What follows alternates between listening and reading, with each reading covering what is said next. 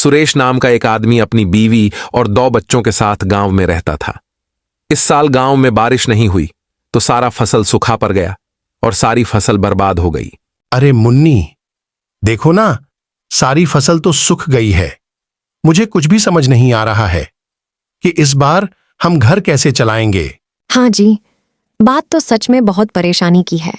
आखिर हम बिना फसल बेचे कैसे घर चलाएंगे? दोनों बच्चे तो भूखे मर जाएंगे। नहीं नहीं, हमें कुछ करना होगा। मैंने सुना है गांव के बाकी के आदमी शहर जा रहे हैं काम ढूंढने। क्यों ना मैं भी उसके साथ चला जाऊं? अरे तुम क्या कही के मालिक हो जो तुम्हारे शहर जाते कि तुम्हें नौकरी दे देंगे? पढ़े लिखे तो तुम हो ही नहीं, आखिर शहर जाके करोगे क्या?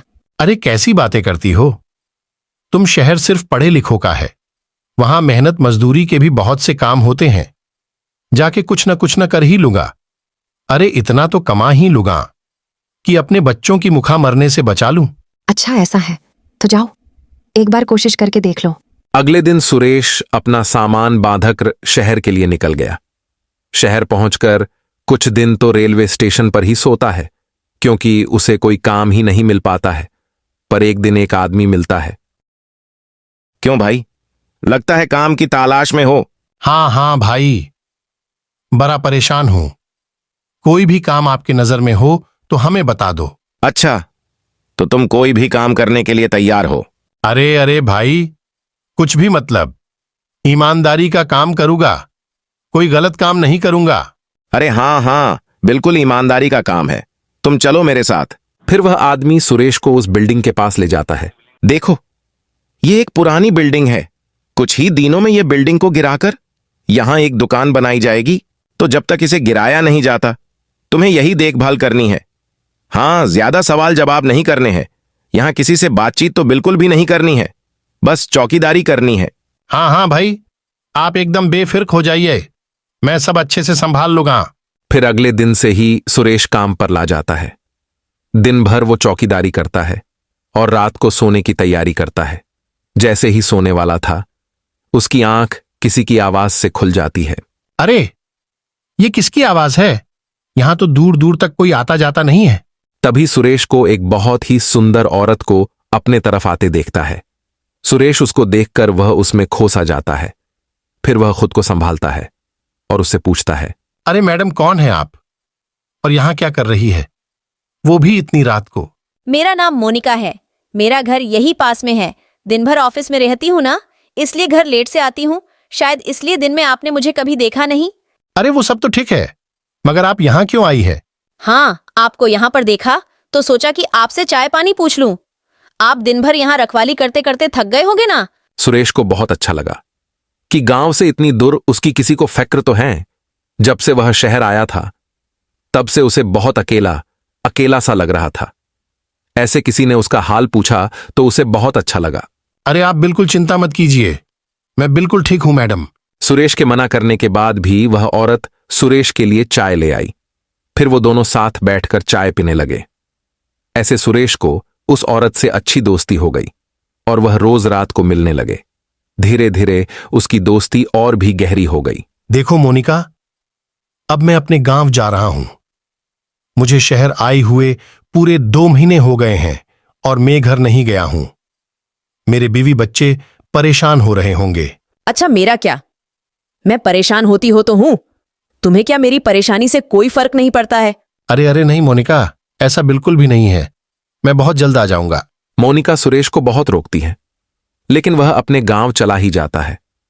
गांव जाकर सुरेश का मन मोनिका पे लगा हुआ था। उसकी बीवी को उसमें शक हो जाता है।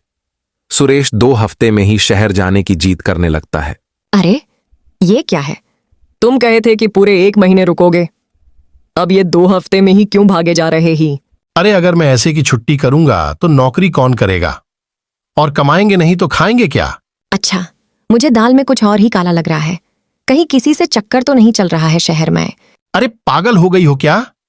ये क्या बकवास कर रही हो? चलो हटो, मेरा दिमाग मत खराब करो। जाओ यहां से, मुंह देर हो रही है। फिर सुरेश मुन्नी को उल्टा सीधा बोलकर वापस शहर की ओर निकल पड़ता है, लेकिन मुन्नी उसके पीछे पीछे शहर आ जाती है। मैं भी तो देखूं आखिर ऐसी कौन सी नौकरी है जिसको करने के लिए मेरे पति इतनी बेचैन हो रहे हैं। मुन्नी चुपचाप सुरेश के काम करने वाले बिल्डिंग में छुप जाती है और वहीं से सुरेश के हरकतों पर नजर रखती है। ऐसे ही रात हो जाती है। फिर मुन्नी को कुछ ऐसा दिखता है जिससे वह बहुत डर जाती है। वो देखती है कि एक चुड़ैल उस बिल्डिंग के पीछे कुछ उबाल रही होती है और जोर जोर से हंस रही थी।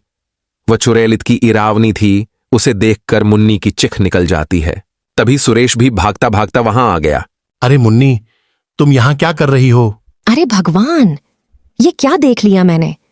अरे बाहर तो देखो, कितनी भयानक चुड़ैल खड़ी है। उस चुड़ैल को देखकर सुरेश की मी हालत खराब हो गई। अरे बाप रे, कौन है ये चुड़ैल? अरे मैं क्या जानूं, तुम करते हो यह भुतिया बिल्डिंग में काम। मैं तो यहाँ तुम पे नजर रखने आई थी कि तुम्हारा यहाँ कोई चक्कर तो नहीं चल रहा। अरे तब हो सही जगह आई हो, क्योंकि इसका चक्कर तो हमसे ही चल रहा है। क्या? हे भगवान, अरे पागल आदमी, तुमने भुतनी से चक्कर चला लिया। अरे तुम्हारा दिमाग खराब हो गया है क्या, जो मैं ऐसा काम करूंगा? अरे नहीं सुरेश, मैं वही हूँ, तुम्हारी मोनिका, जिससे तुम रोज रात देर तक बातें करते थे। क्या तुम भूतनी हो? हाँ, मैं इसी बिल्डिंग में रहती हूँ, इसलिए कोई उस बिल्डिंग में रहने नहीं आता है और इसे गिराने वाली है।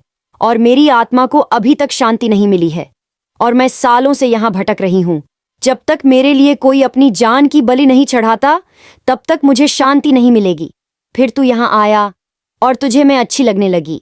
मैं रोज वो चाय तुझे पिलाती थी जिसमें मेरा जादुई मंत्र था कि तू धीरे धीरे मेरे बस में आ जाए और मैं तेरी बलि चढ़ा दूं। जैसी ही हतू मेरे बस में आने वाला था, तूने गांव जाने की जिद पकड़ ली, लेकिन अब तू वापस आ गया है। अब तुझे मारकर मुक्ति पी लूंगी। अरे चुड़ैल, तेरे ये इरादे थे? वाह वाह, तूने एक चुड़ैल के साथ प्यार किया, बहुत अच्छा। अब मरो। अरे कैसी बातें कर रही हो मुन्नी, मुझे इससे बचाओ, ये मुझे मार डालेगी। मारती है तो मार दे, तुमने मुझे धोखा ही तो दिया है। अब तुझे कौन बचाएगा मुझसे? चुड़ैल और सुरेश का ध्यान भटका के मुन्नी चुपके से चुड़ैल के पीछे पहुंच जाती है और अपने पास से भगवान वाली भभूत निकालकर उसके ऊपर फेंक देती है। इससे वह चुड़ैल भयंकर आग में जलने लगती है। अरे ये तूने क्या किया? मुझे जला दिया, बचाओ, मुझे मत जलाओ। थोड़ी देर में वह चुड़ैल जल के राख हो जाती है। अरे ये तुमने कैसे किया मुन्नी? अरे ये पूजा की भभूत मैं इसलिए लेकर आई थी ताकि तुम्हें बुरी शक्तियों से बचा लो। मुझे क्या पता था कि यह भभूत एक चुड़ैल के काम आएगी। मुझे माफ कर दो मुन्नी, मैं अपने जीवन का सबसे बड़ा सबक सीख लिया है। मैं अब ऐसी गलती दोबारा कभी नहीं करूंगा। फिर मुन्नी सुरेश को माफ कर देती है और वे सब खुशी खुशी एक साथ रहने लगते हैं।